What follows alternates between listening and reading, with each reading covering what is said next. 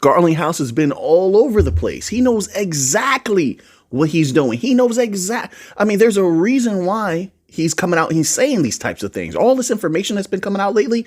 And I'm going to give you two things after we read this little bit here that are major. Wait, this is what he said. Okay. They're all reporting on now because he's been making a lot of statements. Quote, if you're not building on the XRPL, why not? Unquote. Now, this is how they're reading into it. Let me find this little bit here. It says Garling House's bold challenge. Let me move the microphone a little closer just to make sure it's recording. Garling House's bold challenge shared via recent post on X was simple but powerful. Quote, if you're not building on the XRP ledger, why not? Unquote. This wasn't just a rhetorical question. He'd been making a lot of push for the XRPL. Of course, like for him to just say XRP ledger is very interesting. Why? Because they could just say RippleNet or whatever they're calling their personal, that company specific product, but he's not. He's just saying XRP ledger. Listen, he understands that a rising tide raises all ships. So when you say XRP ledger, you could be talking about Ripple's products. You could be talking about Volante Tech's products. You could be talking about SBI. You could be speaking about whatever Uphold has going on because they claim that they have a bunch of institutions that's utilizing the XRP ledger via them. That's what they claimed, right? Right. There's a lot of companies. So for him to say that is super bullish for XRP. But here's the reason why. Once again, keep in mind that what I just said, a rising tide raises all ships, right? Also keep in mind when he asked if that was accurate, when he asked the IMF individual on that panel if they would hold XRP, that wasn't something small. Why did he do that in public? He could have did that behind closed doors, but he chose not to deliberately. This wasn't something just off the cuff. No. He thought about it, he pre-planned it, and he went for it for a reason. But wait, don't take your eye off that value. Not financial advice, of course, but look at this. This is what we're talking about. So recently also, he's been once again talking about real world asset tokenization. Yes. We had a whole bunch of articles written about it. And I mean, he's been on a bunch of news media shows and panels lately. They're making a push. Something's coming. I'm telling you, that golden age, that door is opening a little bit more. Now crypto, DLT is being unleashed in the United States. And you have companies like Ripple talking about real world asset tokenization again. Not only them, but BlackRock's been talking about it again. Listen to this, folks. Americans, this is what this article says.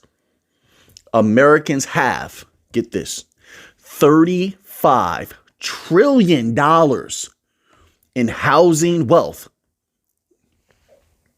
And there's another part to it. It says, and it's costing them. No, let me read that part. And it's costing them because now that my machinations are working, that makes a lot of sense. Now, if you just recall a lot of the articles that we've all been reading over the last year, interviews that we've watched about the great wealth transfer, there's an aspect of that that's very important here. Now, with the whole great wealth transfer thing, obviously that has to happen between the older generations and the younger generations. What have the younger generations been saying? What have they been complaining about? I mean, you can read about it in a multitude of articles. They've been saying, oh, well, the oldest, when are they going to hand it down? The older generations are not handing it down quick enough, or they're not handing it down at all. They're just holding on to it all.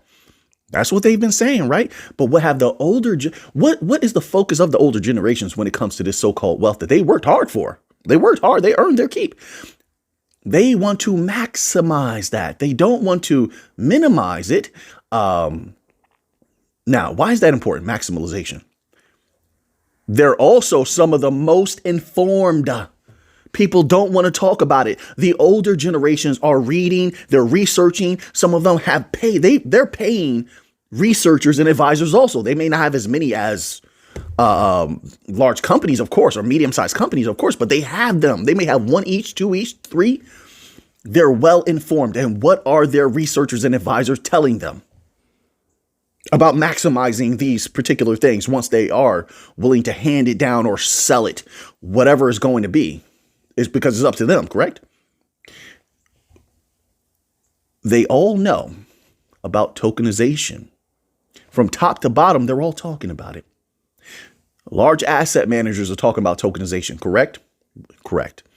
Nations are talking about it, right? Correct?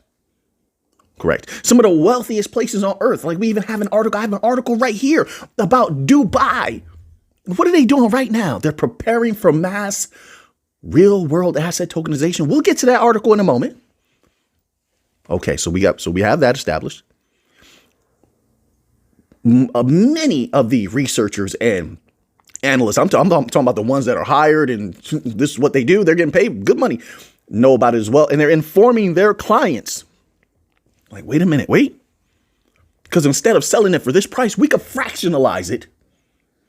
And that is going to be the ultimate maximalization. With fractionalization, maybe we could throw another 2%, 5% on top of it. They don't know what they can get away with right now. They're contemplating this. That makes sense. The possibilities are endless when it comes to fragmentation and then tokenization, fragmentation. And then you take this one property, this farm or something, people have land, and you fragment that, and everybody's buying a piece of it. And you throw 2%, 5% on top of that, something like that. I mean, I'm just throwing numbers out there. Some of you know better than I do, but you get the idea. They know. They know. That's why that cash been sitting on the side. You have all these assets that haven't been moved just yet, and the great wealth transfer that everybody's talking about. They're all waiting to capitalize this 35 trillion. This is just a piece of the pie. Oh, albeit that's a delicious piece right there. Definitely is. We're talking trillions. You have my attention. But that's merely a piece of the pie. Now, Ripple, BlackRock, Theyre, who are the other ones that are they're like deep in tokenization? Stellar's in there also. Algorand is in there. Algorand is definitely in there. I don't know how they're not kicking up more dust right now. They had some of the earliest platforms when it comes to fragmentalization and tokenization and moving that value, everybody buying a piece of this property, et cetera, like Proppy, et cetera. Like that's the one that pops into my mind. Although they had a few of those types of offerings where you could do such a thing. And the fact that it says here, and it's costing them, right? Let me read that aspect here. This is going to be important, folks. This is wealth that could pour into DLT when the time is right. This is another reason why all the major institutions want a piece of tokenization. They want a piece of DLT. There's about to be at some point in the future, I don't know when, make up your own mind, not financial advice. At some point in the future, these are the facts that's telling everybody these prices will explode. That's another reason why anybody who's wise, including the IMF, even though they're not going to tell you they're going to dabble in XRP or whatever. XRP won't be the only one, in my humble opinion. They won't tell you they're going to dabble in it, but if you're a moneymaker, you have to. You have to. This is without question. Well, it's like, are you going to turn your back on gold? Nobody's going to do that. It's not going to happen. It's a moneymaker right now. Great store of value, but a moneymaker. Or anything else. They're going to seek that opportunity because they know it's there. And they're going to maximize it. So anyway, it says here, surging home equity is all the more important in the declining stock market, but it's come with rising property taxes. We'll see how that goes with that whole property tax thing. We shall see, because there may be some changes coming with that, but don't tell me, oh my goodness, property taxes. Oh, I don't even like to hear it, but there's a lot of, I don't like property. Somebody out there's like, yeah, Mick, I hear you. Well, property taxes are insane. They are, right? That's why I get it. A lot of the youth don't want, this is what they claim. They're sticking with apartments and things of that nature. They don't want homes. They don't want houses and such. There's all of these different things that come with it. Property taxes, sewer bills, and all this stuff. I understand it, I suppose, but I suppose. It says here, and higher hurdles for borrowing. That's another thing that's going to change. So let's say, this is housing wealth, okay? Let's say all the cash on the side, which is a lot of older generations, a large portion of that cash on the side comes from a lot of older generations. They'll be able to lend on their own. Just like anybody in crypto can lend if you're on certain chains, you have certain crypto, things like that. That's going to be huge. The banks are going to enable even more of that. Who's in deep with the banks? Ripple, few bank coin companies. So there's the possibility for extra trillions from things like that to flow through the chain and be paid through the chain. And maybe there's some holding going on, things like that. Smart contracts being utilized. There's a lot going on. Look all of this up and you make up your own mind about it, but look all of it up and research all of this, right? So you have that. I don't want to stay on that for too long. Somebody out there is like, you already did, Mick. I hear you. I got you. Don't worry. So then we move on to this, right? This is what I'm talking about. The wealthiest places know, and they're getting ready. What are they getting ready for? They don't participate unless it's major. It's majorly going to benefit them. And are we wrong to say that a lot of the movements that these places make when it comes to technology, when the technology is unleashed, for lack of a better word, a lot of what they do, they show that they are very perspicacious, right? They're very perspicacious. And a lot of the decisions are coming from the most erudite people that they have. So now, it says here, Dubai government agencies to link real estate registry with property tokenization. Now, wait a minute. Brad Garlinghouse, yes, connect these dots. Brad Garlinghouse was recently talking about RWA tokenization. But then who's deep in Dubai? Ripple. Who's deep in the entirety of the MENA region? Well, let's go down the list because Ripple is number one over there when it comes to being deep, when it comes to bank coin companies, but they're not the only one that's over there. Ripple's deep in the MENA region. Theyre also has some legs in the MENA region as well. Yes, they do. And there was a third one. There's actually a third and a fourth. I believe XDC has some movement over there as well. Remember that? But I haven't heard anything about that in a long time. Maybe that has changed. I could be wrong. Okay. And who was the other one? There's another one that was deep in the MENA region, a bank coin company. Was it Algorand? I think it was, folks, I think it was Algorand. I'm pretty sure it was. But look into it for yourself. But there's quite a few of them in the MENA region. But as far as Dubai specifically, Ripple is heavy over there. Okay, so now let's hear what they're talking about. Tokenvest co-founder Scott Thiel told Cointelegraph that the new development opens up Dubai's real estate market to global investors. I told everybody. I told them what's coming. They're jumping on it. They're not playing any games. Here's the thing. Everybody's going for true global reach right now. That's where all the money is made. I want to be able to sell to people in the United States, China, Australia, Latin America, anywhere. I want to be able to sell around the world with ease. But the only way you can do that is coming up in the future, which means you got to prepare now, coming up in the future and being able to utilize DOT systems, being familiar with them, which ones are the cheapest, which ones are the fastest, most secure. They have easeability of use when it comes to their digital wallets. Which ones have that? See, which ones are going to be employing AI, or which ones are quantum proofing themselves right now? All of this information is relevant, but you can see now, I'm not just saying it. I've been saying it for like 2 years. This whole global reach thing, but you have proof that these large entities that are pure moneymakers, it's Dubai. They know as well, and they're getting prepared to capitalize. So there's going to be a continuity of value at some point moving through whoever's going to be participating in this, whether it's the XRPL or Solana, Chainlink, Theyre, whoever. But let's scroll down, just read just a little tidbit here. Dubai's real estate and crypto regulatory authorities have signed a new agreement aimed at expanding digital asset adoption in the real estate sector, which means they're going to be fragmentalizing a lot of stuff. They're going to be selling a lot of things. There's going to be a lot of capital made. This is exactly what it means. On April 6th, in my humble opinion, the Dubai Land Department, DLD, announced an agreement with the Virtual Assets Regulatory Authority, VARA.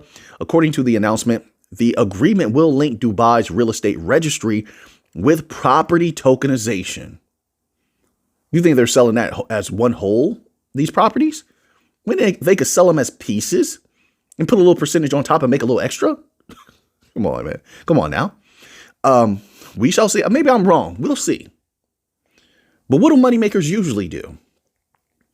The agreement aims to improve digital infrastructure and attract global investment by enhancing market liquidity and property management efficiency.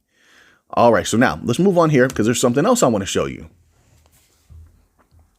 Letting it load up a little bit here. Today, these websites are acting very, very good today. Not a lot of I'm not on a lot of these websites right now that are popping up like 50 million ads at one time, right? And glitching me out. So that's good. That's very good. So now look at this. This is what I'm telling people, that every day we're learning bigger and bigger catalyst. Things are getting better and better. Long term. Short term is looking good as well, in my humble opinion. I'm not worried about these little volatilities. Yes, I messed that up. And 5 years from now, you're not going to remember this mess up.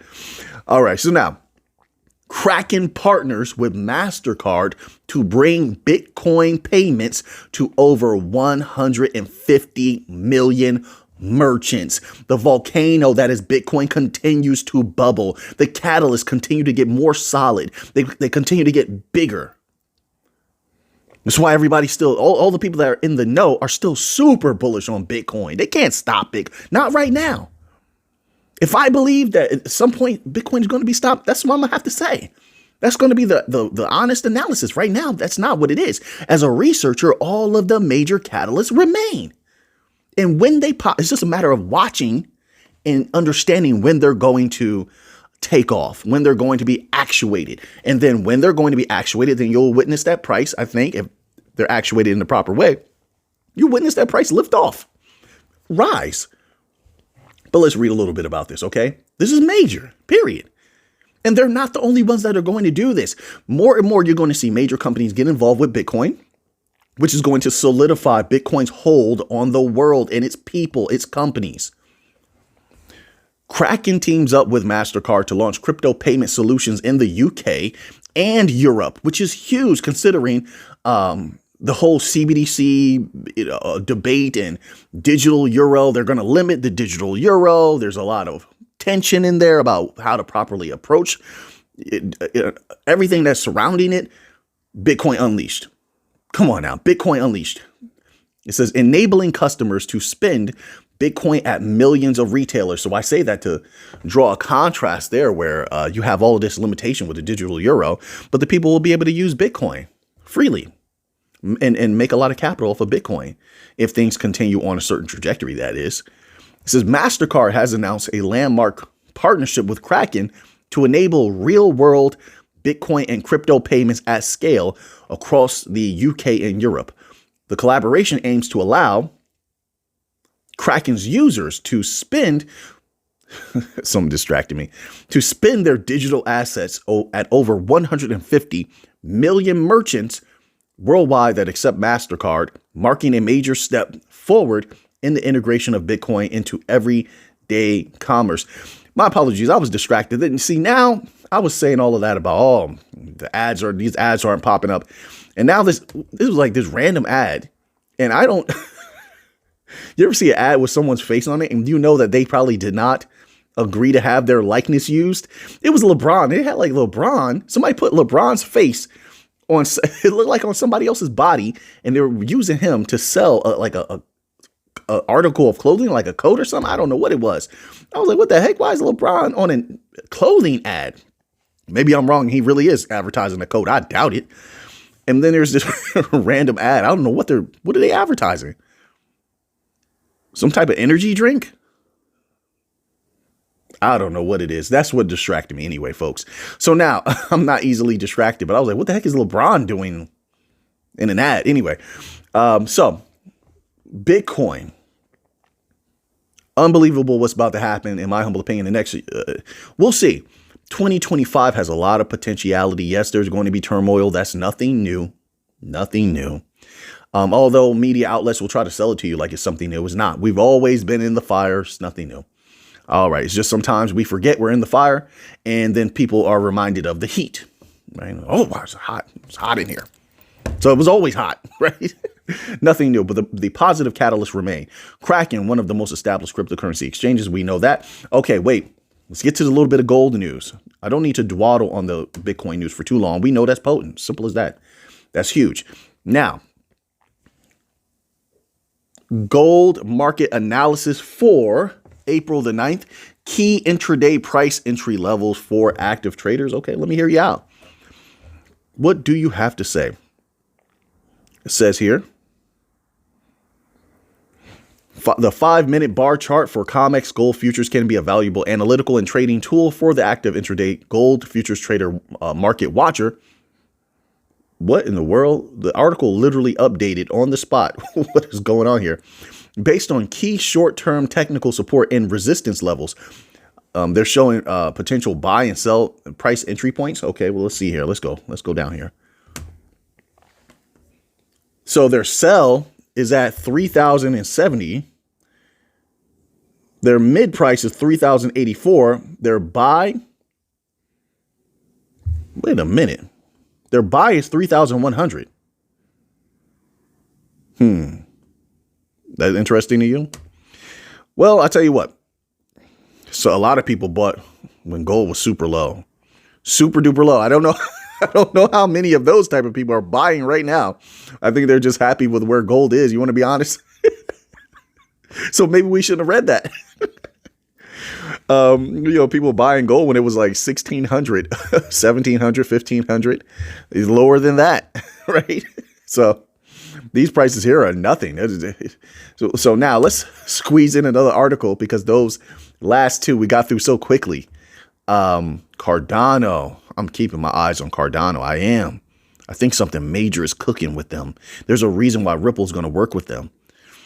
There's a reason why Hoskinson is bold enough to say he believes Cardano can be the security layer for the financial industry. That's bold.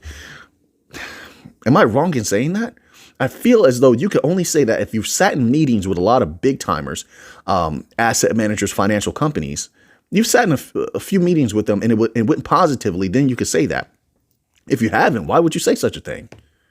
And I don't know Hoskinson to be one who just says substanceless things. I disagree. I don't agree with him on everything. And sometimes I disagree with Mr. Hoskinson. You know that. But one thing I will say, he just doesn't say substanceless things. Now, this is what it says. Cardano to participate in Paris Blockchain Week 2025. And this is happening on in one day, April the 10th. All right, so maybe we'll learn something. It says on April the 10th, the CEO Frederick Gregard will take the main stage to discuss, quote, decentralized intelligence, AI, blockchain, and the new economy. Look at that. Now, that's something I want to hear. Any of these chains that employs AI first, I mean, a significant, how could I put it? A potent AI. I'm keeping an eye on them. And Cardano's already great when it comes to smart contracts. I mean, it's a very solid blockchain. So I'm watching them closely. He said security layer for the financial industry. Banks. But wait.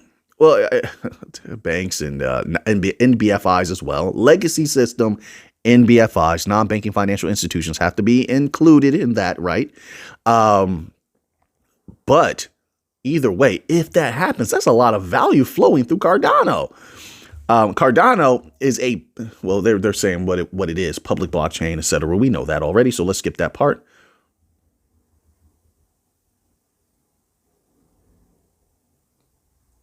All right, so they just pretty much update you on what Cardano is, and I guess now we just have to wait to see what they're going to be divulging once this takes place. So I definitely will have my ears open. I definitely will be looking for articles. I like to read more than listen. You want to be honest? I don't really like to, unless it's a very potent audiobook, I don't really like to listen to too many things. And just as I've gotten older, I don't really like to watch too many things. You want to be honest?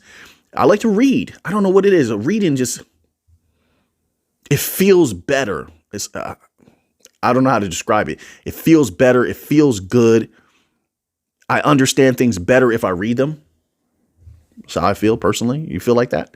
All right. So now that you have that information, what are you going to do with it? I know what I'm going to do with it. So until next time, everybody, let's get to the money.